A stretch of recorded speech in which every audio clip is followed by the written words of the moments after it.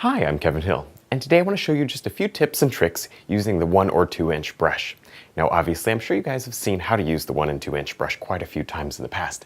However, this time I'm going to show you just a few things that maybe you haven't seen before. I think you'll really enjoy it. Let's get started. We'll start off today here with the 1 inch brush and a little bit of yellow and, well, a touch of blue to make a pretty soft green color.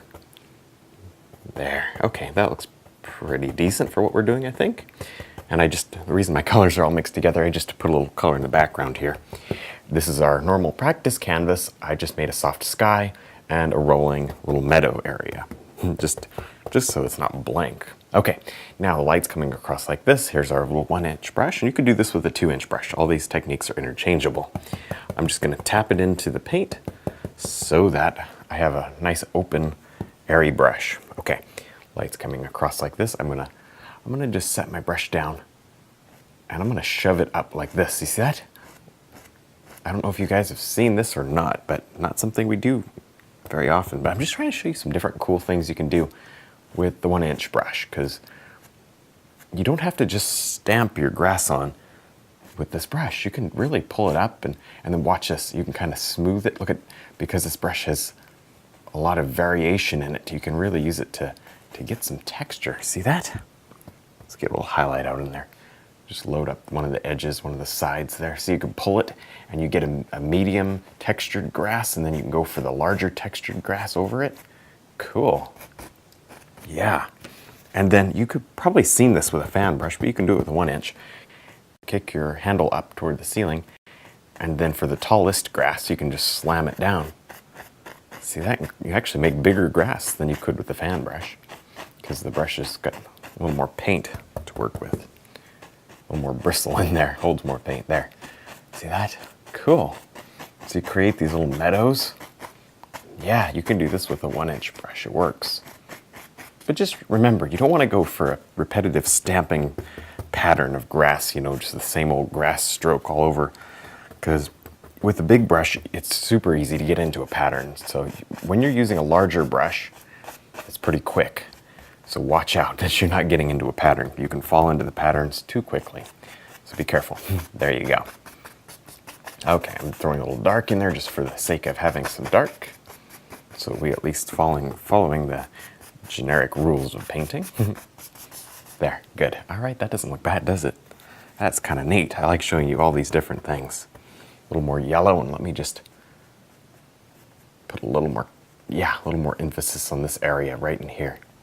Then I'm going to texturize it. See that? By kind of touching and pulling down. Good. I'm going to show you how to do a tree that maybe you haven't seen before. I think you'll really enjoy it. All right, let's add some flowers. Now, you can do flowers with all sorts of brushes, but watch what happens when you use this one. I'm going to tap into some white and some blue to make a shadow color. And I'm going to kind of press my brush in, paying attention to load just the top bit of the brush. I'm going to come in here and I'm going to touch and kind of press down like this. And what this is going to do is create a bunch of these little poofy flowers. What a horrible description. I don't know. You know what I mean. They're often meadows, and honestly, you don't even need to know exactly what flowers you're painting. It doesn't usually make any difference, just as long as they're pretty. These are like a little wildflower. Maybe these are actually white. I just did the shadow. And so you come in here and you touch with a little bit of this, and see that?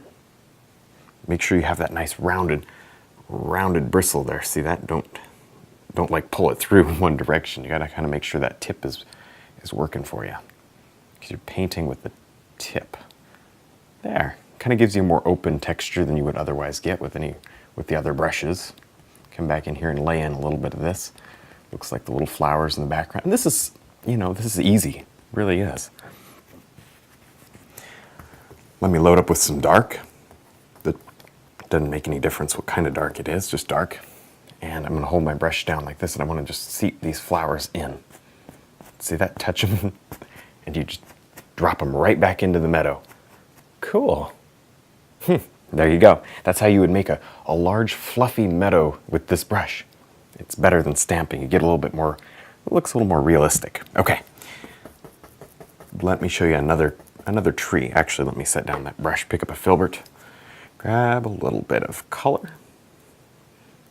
There, just dark. It doesn't really make a whole lot of difference what it is. Now, I don't know if you've seen this or not, but I'm going to show you anyways. Take this filbert brush. I've done this in classes. I don't know if I've done it in videos or not.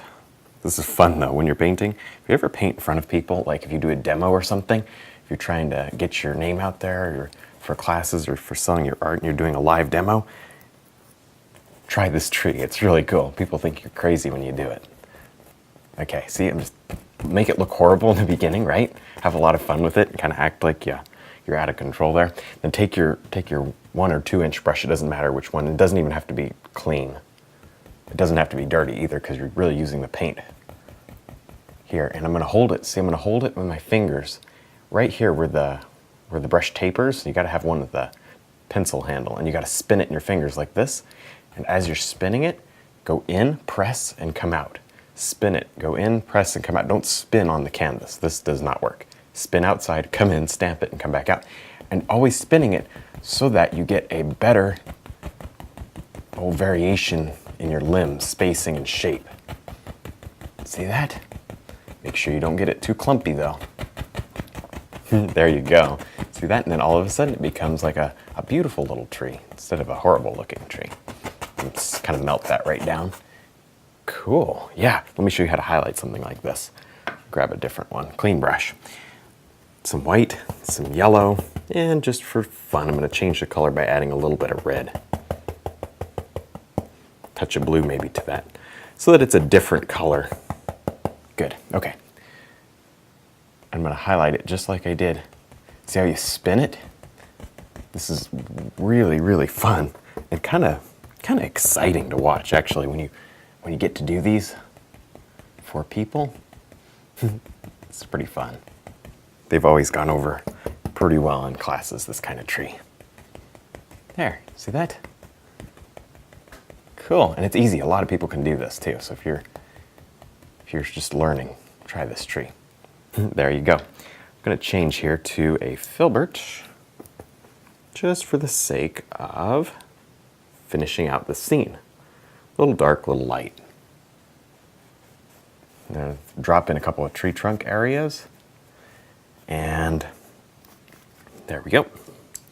Liner brush. And I'm just going to grab a little bit of dark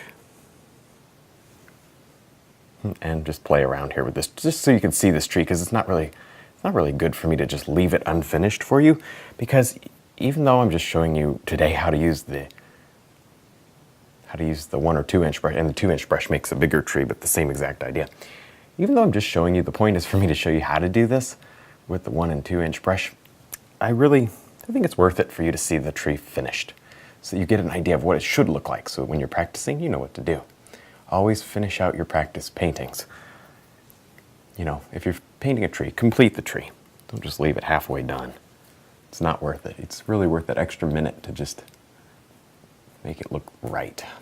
You get a better practice that way. Sweet. That's looking good. I'm going to just throw some, the way I would finish this if this was in a painting, I would simply drop in some beautiful grass areas right here at the base of this tree and make it look so pretty. Of course, we have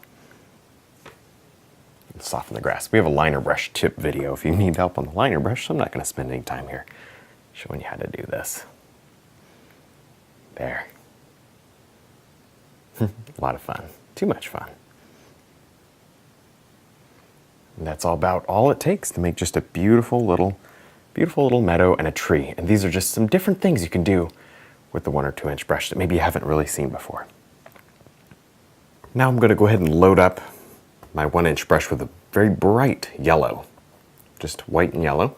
Lots of paint into the brush. And I just want to show you one last thing here.